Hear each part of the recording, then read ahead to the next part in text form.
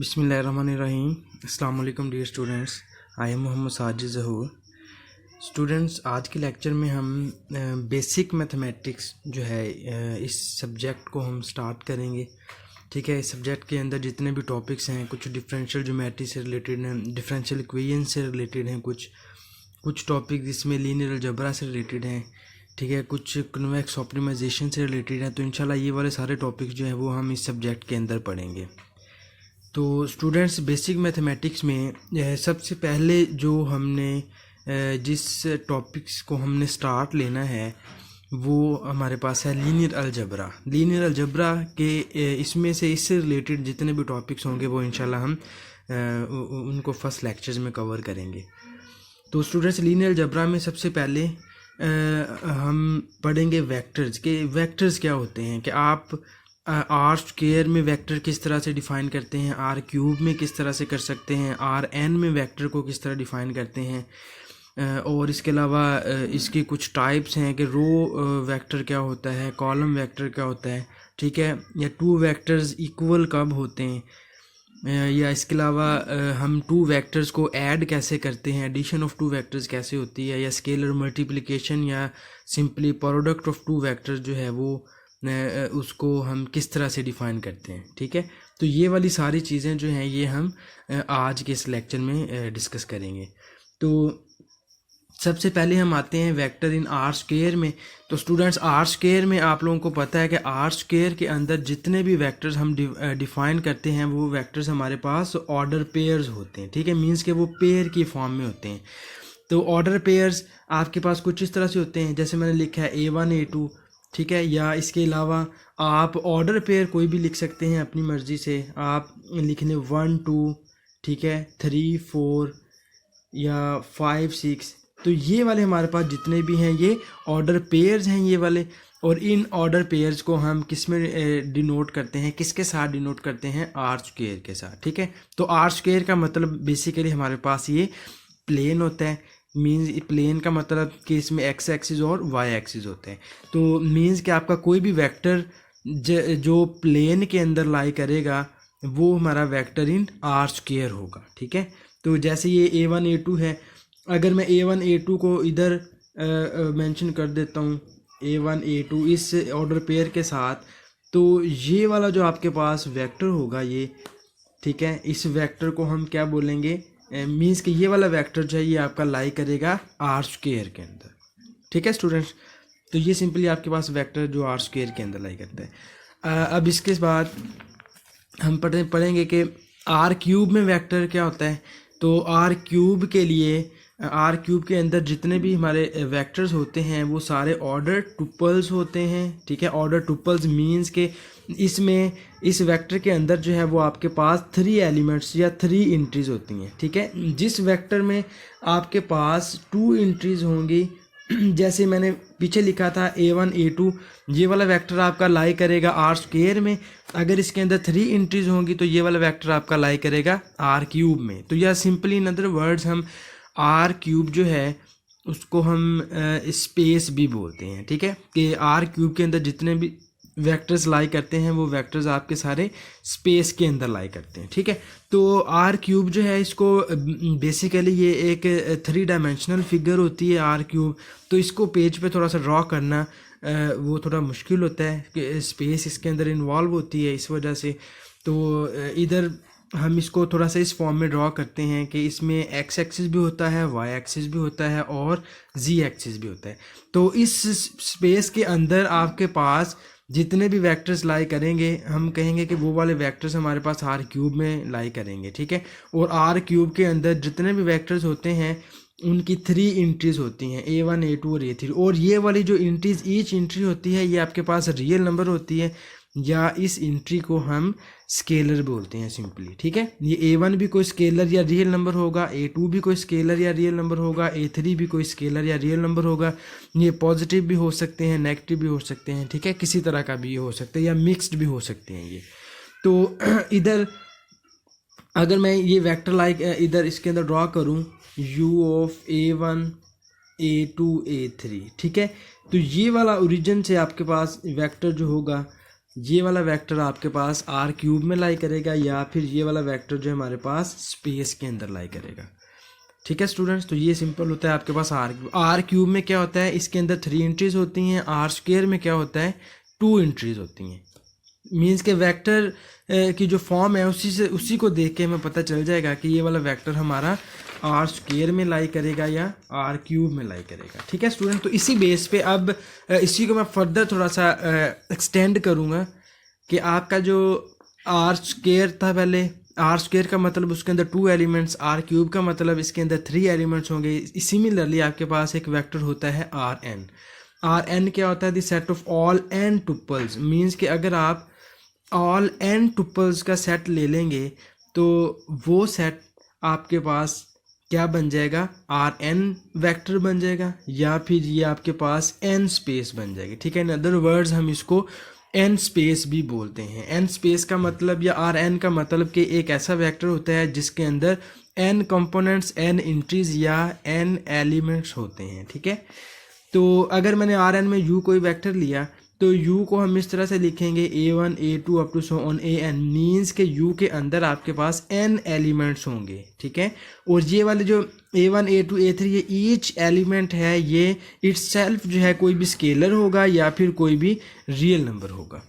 ठीक है स्टूडेंट्स, तो ये सिमिलरली ये उसी तरह से ही है जैसे आप आर स्क्वायर में वेक्टर लेते हैं, उसमें 2 एंट्रीज होती हैं, आर क्यूब में वेक्टर लेते हैं उसके अंदर 3 एंट्रीज होती हैं, और इसी तरह से जब आप आर एन में वेक्टर लेंगे तो इसके अंदर आपके पास एन एंट्रीज होंगी। ठीक है, या एन टुपल्स होंगे।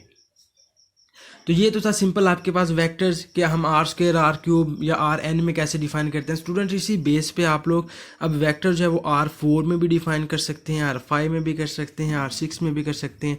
ठीक है, R4 में जो वेक्टर आपके पास होगा उसके अंदर 4 एंट्रीज होंगी।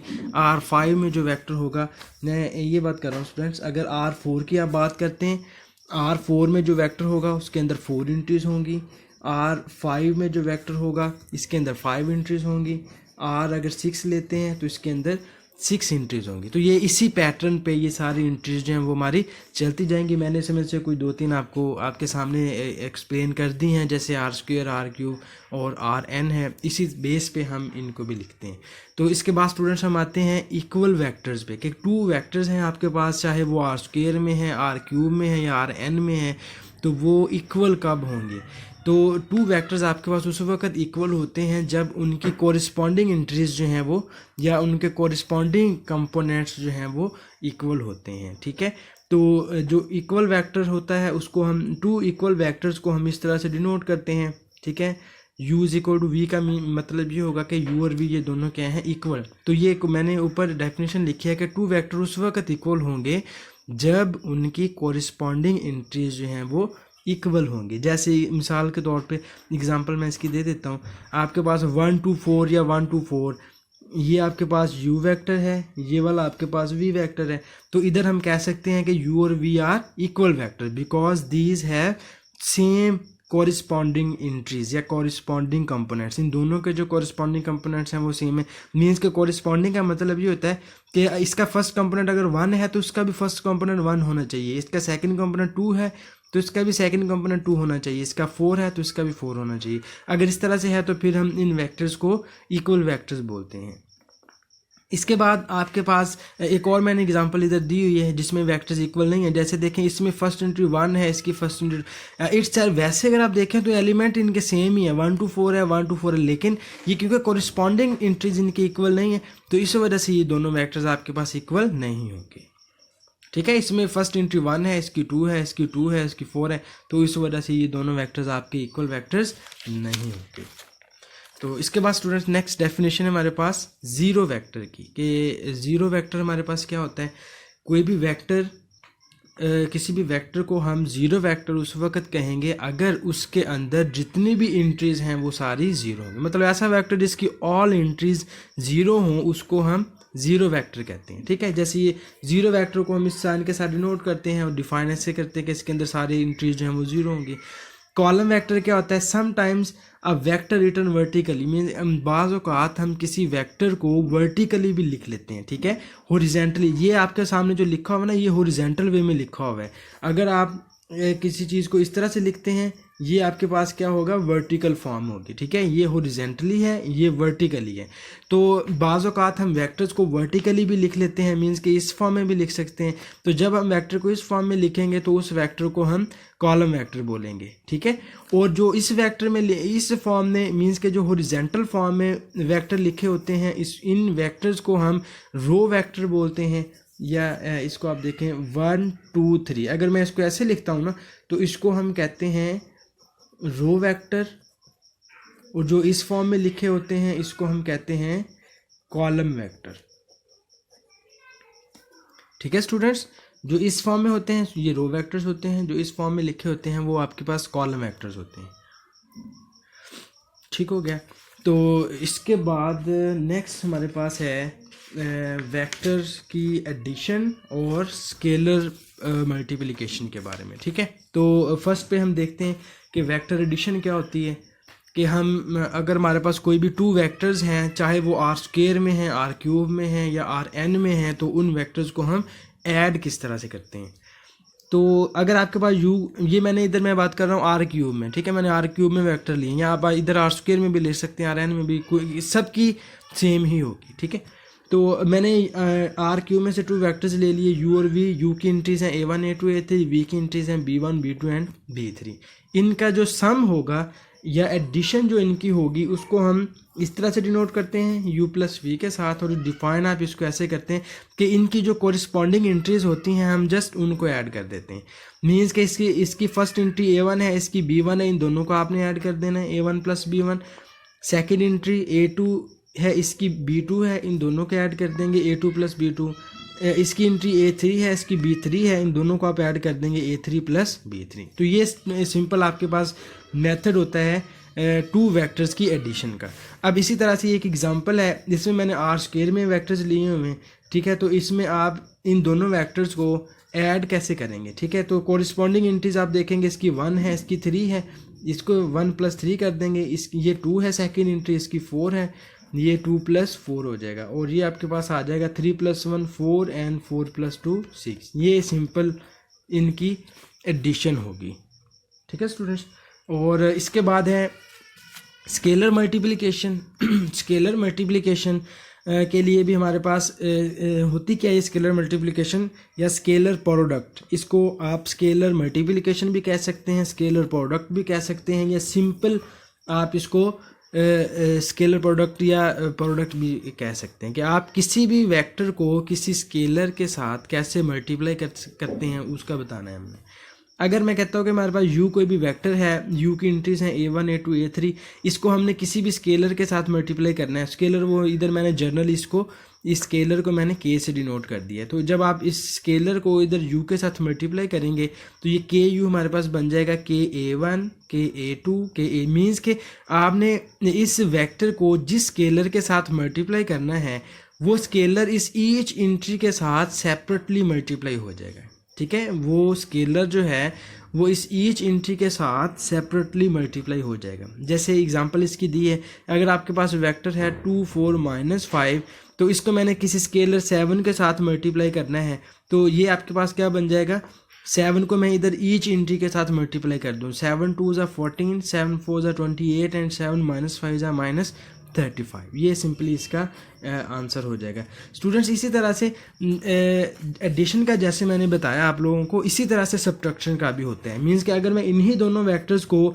माइनस करूं या इन वेक्टर्स का मैं डिफरेंस लूं तो वो डिफरेंस हमारे पास क्या होगा, इसमें बिल्कुल सेम आपने ऐसे ही करनी है, जो कॉरिस्पॉन्डिंग एंट्रीज होंगी आपने उनको माइनस कर देना है। मींस के इधर जिनको फर्स्ट एंट्री को फर्स्ट में से माइनस कर देना है, सेकंड एंट्री को सेकंड में से माइनस कर देना है। तो ये आपके पास आ जाएगा 1 -3, ये -2 आ जाएगा, 2 -4, ये भी -2 आ जाएगा। तो ये -2 एंड -2 ये इनका डिफरेंस होगा, ठीक है स्टूडेंट्स। इसी तरह से आप इधर जिस स्केलर के साथ मल्टीप्लाई कर रहे हैं, अगर आप इसको नेगेटिव स्केलर के साथ मल्टीप्लाई करें, मींस कि मैं इसको -7 के साथ अगर मल्टीप्लाई कर दूं तो -7 क्या करेगा, ये इन सब के साइन जो हैं वो चेंज कर देगा। -7 को जब 2 से मल्टीप्लाई करेंगे ये -14 हो जाएगा, -7 को जब 4 से मल्टीप्लाई करेंगे तो ये -28 हो जाएगा, -7 को जब -5 से मल्टीप्लाई करेंगे तो ये आपके पास +35 हो जाएगा। ठीक है। तो ये हमारे पास +35 आ जाएगा। ठीक है स्टूडेंट्स, तो ये सिंपल आज का हमारे पास कुछ सिंपल सा बेसिक्स था लीनियर अलजेब्रा का। तो इसको आप लोग अंडरस्टैंड करें और इसमें जो भी इश्यूज़ हैं वो मेरे साथ डिस्कस करें। थैंक यू जी, अल्लाह हाफिज़।